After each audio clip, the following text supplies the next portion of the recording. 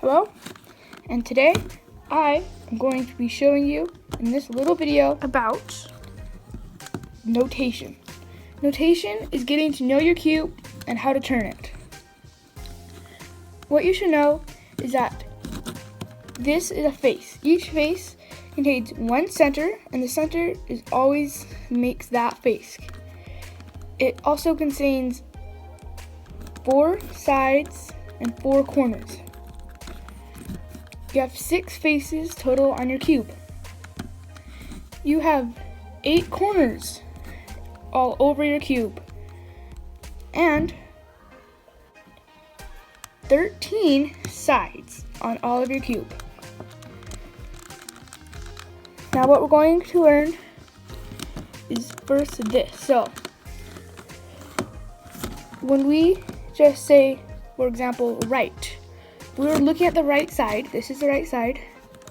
We'd move it counterclockwise, so like this. So we'd be looking at this. So right would be this.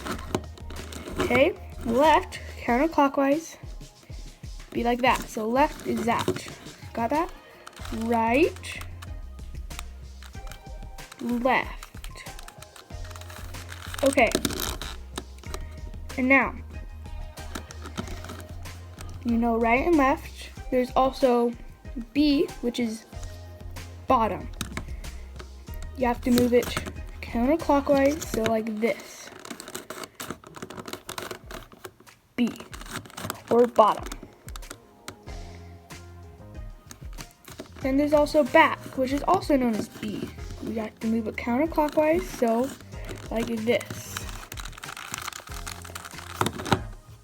Back. And then we also have U, or up, which is the top face, or top layer. We have to move it counterclockwise, so like this. U, or up.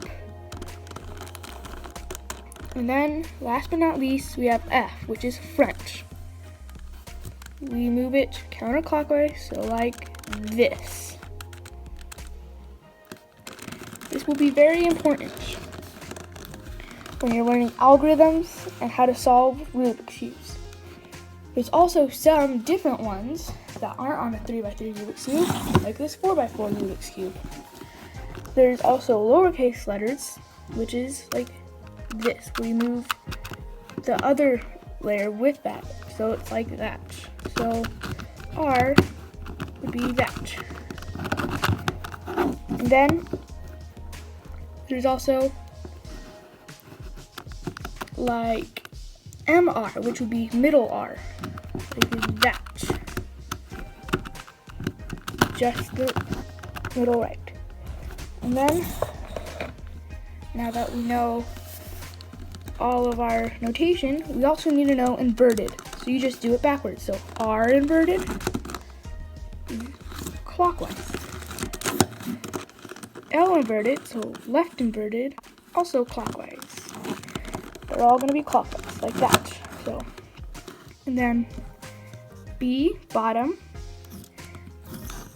we need to move it clockwise, so like this.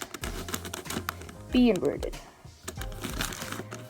And then same with U, clockwise. U inverted. And last but not least, back, which we have to move it clockwise, so like this. Back. And that's almost all there is to it.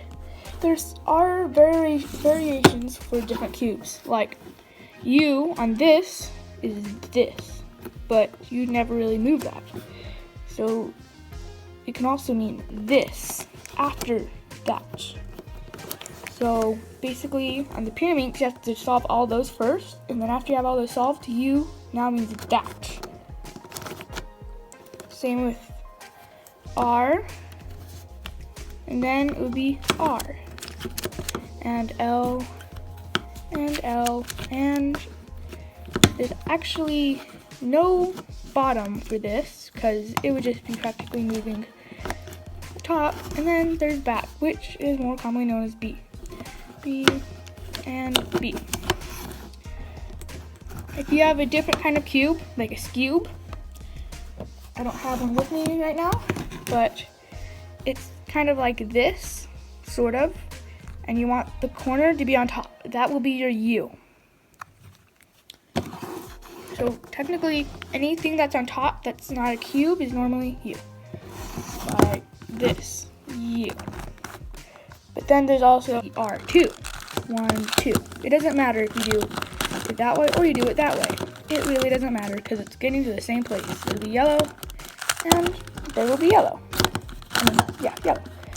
And there you go.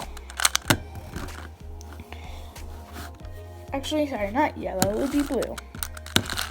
Blue, and of course, blue. It would be yellow on top. Now, finally, you need to learn color inverts. So there's normally going to be white on top, and how you know the opposites is on the back side, and white is closest to yellow, so white, the color is closest to yellow, so white and yellow are going to be inverts. Same with red and orange, because they're the closest colors, and blue and green. You should just keep that in mind. Whenever you do a 2, then it's always going to end up the opposite color, blue. And there you go. Now you know your Rubik's Cube notation.